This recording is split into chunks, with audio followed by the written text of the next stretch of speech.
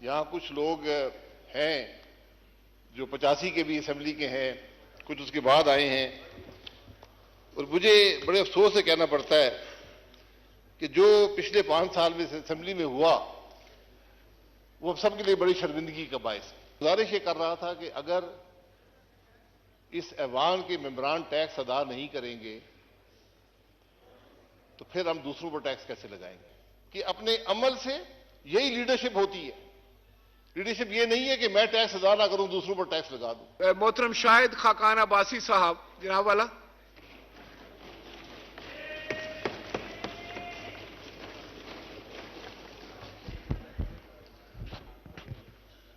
बिस्मिल्लाहिर्रहमानिर्रहीम। स्पीकर साहब बहुत शुक्रिया, मैं आपको ज्यादा वक्त नहीं लूंगा। साहब गुजारिश ये है, यहाँ कुछ लोग हैं जो 85 के भी असेंबली के हैं, कुछ उसके बाद आए हैं, और मुझे बड़े अफसोस से कहना पड़ता है कि जो पिछले 5 साल में असेंबली में हुआ वो हम सब के लिए बड़ी शर्मिंदगी का बायस है, और हमें उससे सबक लेना चाहिए। आपके सामने यहां पर इस असेंबली के स्टाफ के हिसार में लीडर ऑफ अपोजिशन ने तकरीर की, आप यहां मौजूद थे। यहां जुबान बंदी थी। मैं 5 साल में सिर्फ एक दफा 10 मिनट के लिए तकरीर कर सका। यहां पर इस तरफ बैठे हुए फ्रंट बेंच का हर आदमी जेल गया, लेकिन स्पीकर साहब को यह तौफीक नहीं हुई कि उसके प्रोडक्शन ऑर्डर जारी कर सके। यह बुनियादी हक होता है असेंबली के मेंबर का कि अपने इलाके की नुमाइंदगी कर सके। इन सब बातों में सबक है। आपका स्टाफ भी यहां बैठा रहा। यहां कौन सी बदतमीजी है जो यहां पर नहीं हुई? हमने भी की, इसमें कोई शुबा नहीं है। कौन सी गाली है जो यहां पर नहीं दी गई? आज ना अपोजिशन है, अपोजिशन के बगैर असेंबली नामुकम्मल होती है। इन सब बातों से हमने सबक हासिल करना है। मुल्क के अवाम देखते हैं, हमसे तवक्को रखते हैं। तो मैं ये असेंबली, मैं बार भी टीवी के लोगों ने पूछा, मैं कि मेरे लिए बड़ी शर्मिंदगी का बायस रही है। 85 से हम देख रहे हैं हर असेंबली में अखलाकी कदरें, जमहूरी कदरें, पार्लिमानी रवायात ज़वाल पजीर हैं, लेकिन 18 से 23 तक ये ज़वाल इस तरह गया। ये अब हम सब की जिम्मेदारी है जो अगली दफा आएंगे कि इस असेंबली की तौकीर को बहाल करें, इसकी साख को बहाल करें, और वो हमारे अमल से होगा, बातों से नहीं होगा। असेंबली की छत पर बड़े झंडे लहराने से नहीं होगा। ये हमारी अवलीन जिम्मेदारी है। आप ये देख लें कि हमने कुछ सीखा या नहीं सीखा। इस असेंबली के आखिरी हफ्ते में मुझे नहीं पता 40 यूनिवर्सिटियों के बिल, या कोई 53 कहते हैं, कोई 40 कहते हैं, बिल यहां पर पास हुए। ये शर्मिंदगी का बायस है। हमें सोचना चाहिए कि लोग क्या सोचते होंगे, हम क्या जवाब देंगे। आज इल्जाम लगते हैं इस असेंबली के मेंबरान पर। ये स्पीकर साहब, आपने इस असेंबली की साख का तहफ़्फ़ुज़ करना है अपने अमल से। आपको रोकना चाहिए था इन बातों को। ये वो चीजें हैं जिससे पाकिस्तान के अवाम हमें तोलते हैं, हमें नापते हैं कि किस किस्म के लोग हैं। यहां आम तासुर यह है कि असेंबली के मेंबरान सारे करप्ट हैं। लोग हमें अच्छी निगाह से नहीं देखते, और हम अपने अमल से साबित करते हैं कि उनकी बात दुरुस्त है। असेंबली के मेंबर की तनख्वाह क्या है, ये आपने कभी बताया किसी को? क्यों सेक्रेटरी साहब, क्या 60,000 रुपया, क्या कितनी तनख्वाह है? वो अलाउंसेस डाल के है ना, तनख्वाह क्या है? आप देख रहे, तनख्वाह उससे कम है। मुझे भी तनख्वाह मिलती है, मैं जानता हूं। लोग ये समझते हैं कि अरबों रुपया ये लूट कर ले गए। ये वो चीजें हैं जो हमें लोगों को बतानी पड़ती हैं। क्या इस असेंबली का मेंबर अपने गाड़ी के खर्चा भी पूरा कर सकता है उस तनख्वाह से? ये सब बैठे हुए हैं। पाकिस्तान की हर असेंबली में तनख्वाह बढ़ाने की बात नहीं कर रहा, मैं एक हकीकत की बात कर रहा हूं। इसलिए असेंबली जब भी आए, आप मौजूद होंगे यहां पर, उनको अल्लाह करे आप स्पीकर रहें, उनको सबक दें कि इस असेंबली की बेतौकीदी ना हो, असेंबली का तौकीर जो है वो बहाल रहे। मैं पिछले स्पीकर साहब का नाम नहीं लेना चाहता, लेकिन जितना नुकसान उन्होंने इस हाउस को दिया है तारीख में किसी नहीं दी। ये बदकिस्मती है। अगर आप पे हुकूमत का दबाव हो, कुर्सी छोड़ दें। मैं उनको कहा भी, यहां खड़े होकर कहा, मैं अगर आप पर यह दबाव है कि आप बोलने ना दें अपोजिशन के मेंबरान को, तो ये कुर्सी छोड़ दें। इसमें आपकी भी इज्जत होगी, हाउस की भी इज्जत होगी। ये वो सबक है जो हमने हासिल करने हैं। मैं स्पीकर साहब ये कहूंगा, ये ऐवान जो है, ये वाहिद इदारा है मुल्क का जो अवाम पर टैक्स लगाता है। जो बोझ अवाम पर महंगाई का पड़ता है, इस इदारे से आता है। हुकूमत यहां पर बिल लेकर आती है, लेकिन यह इदारा मंजूर ना करे तो महंगाई नहीं होती। मेरा सवाल यह है कि इस मुल्क के अवाम पर टैक्स लगाने वाले खुद टैक्स देते हैं या नहीं देते? यह सवाल होना चाहिए।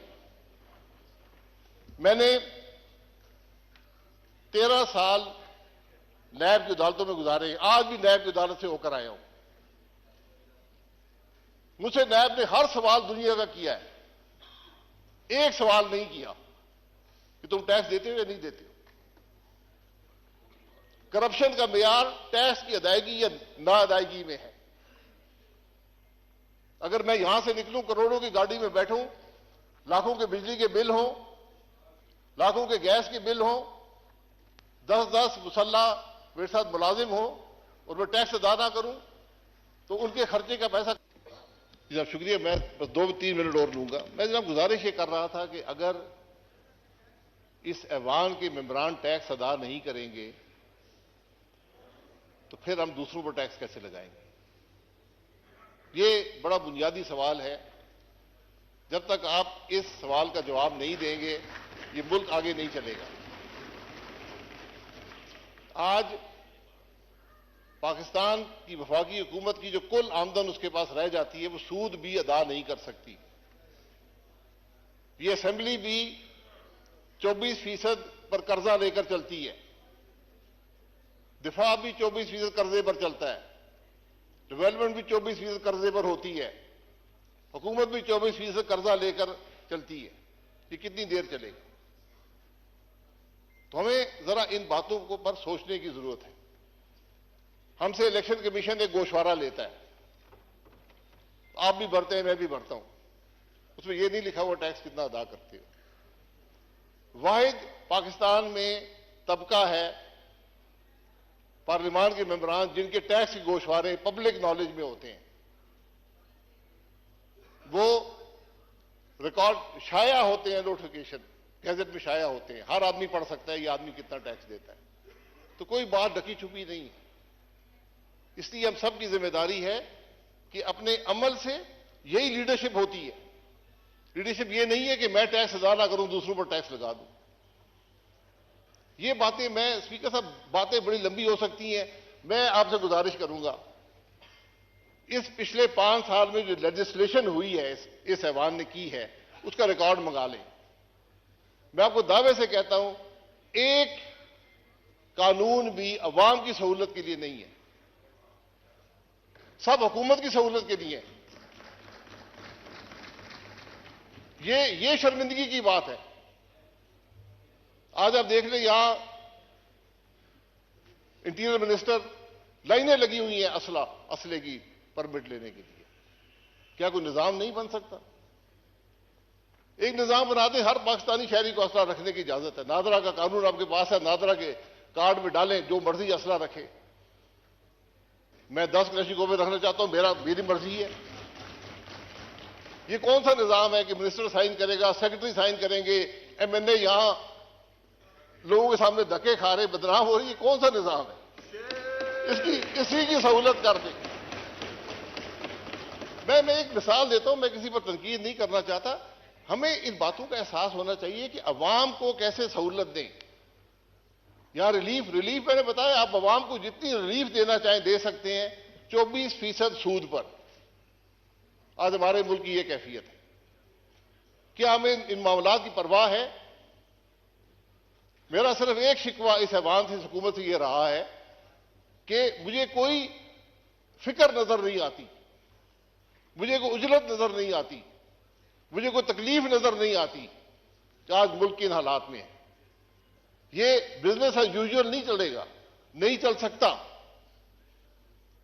आपको बुनियादी रिफॉर्म करने पड़ेंगे, बुनियादी तब्दीलियां करनी पड़ेंगी, हुकूमत के निजाम को बदलना पड़ेगा, सबको बैठकर मईशत के अगला रास्ता तय करना पड़ेगा। बहुत मुश्किल साल है पाकिस्तान के लिए। मेरा अंदाजा ये कम से कम 10 साल लगेंगे आपको हालात दुरुस्त करने में, उनकी सिमत दुरुस्त करने में। लोग 20 साल की बात करते हैं, हमने इस नहज पे पहुंचा दिया इस मामले को, और हम सब जिम्मेदार हैं कि जब हम बिल के लिए आए करते हैं तो हम उस बिल के जिम्मेदार होते हैं, उसके जो असरात हैं उसके हम जिम्मेदार होते हैं। इसलिए स्पीकर साहब, हमें इन बातों का एहसास होना चाहिए। हम सिर्फ हल्के तक महदूद नहीं हो सकते। हुकूमत अवाम के मामलात से अलहदगी इख्तियार नहीं कर सकती। जो कुछ माजी में हुआ वो सब, मैं हमेशा कहता हूं ट्रुथ कमीशन बना दें, मुल्क के अवाम को हकायक का पता चले कि इस मुल्क के हालात हैं क्या और क्यों हुए हैं। मैं बड़ी तल्ख हकायक है इस मुल्क के, लेकिन हमने अपनी तारीख को भी मसख कर दिया। हमें हकीकत का इल्म नहीं है कि मुल्क के अंदर हुआ क्या है, किसने क्या किया। सजाएं को छोड़े, सजा जजा अल्लाह ताला पे छोड़ दें, लेकिन कम से कम हकायक तो अवाम के सामने रखें। ये आपका बहुत मशकूर हूं, ये चंद बातें रखनी थी, लेकिन जिम्मेदारी हम सब की है। अगर हम कोई गलत काम करेंगे, गलत भर्ती करेंगे, इस अवाम के मेंबर होकर, वजीर होकर हमने निजाम को तबाह कर दिया। लोगों का एतमाद उठ जाता है। आज अवाम का एतमाद हुकूमत के निजाम पर उठ गया है। आपको उसको दुरुस्त करना है, लेकिन दुरुस्त बातों से नहीं होगा, उल्टे सीधे कानून बनाने से नहीं होगा, अमल से होगा। ये बात जो भी कल ऐवान में आए उनको आप जरूर हमारी तरफ से पैगाम दें कि जनाब ये बातें हैं, आप सिमत दुरुस्त करें, मामले को आगे चलाएं, फिर मुल्क की दुरुस्ती होगी। बहुत शुक्रिया। Thank you former prime minister Shahid Khaqan साहब। जनाब सैयद खुर्शीद अहमद शाह साहब।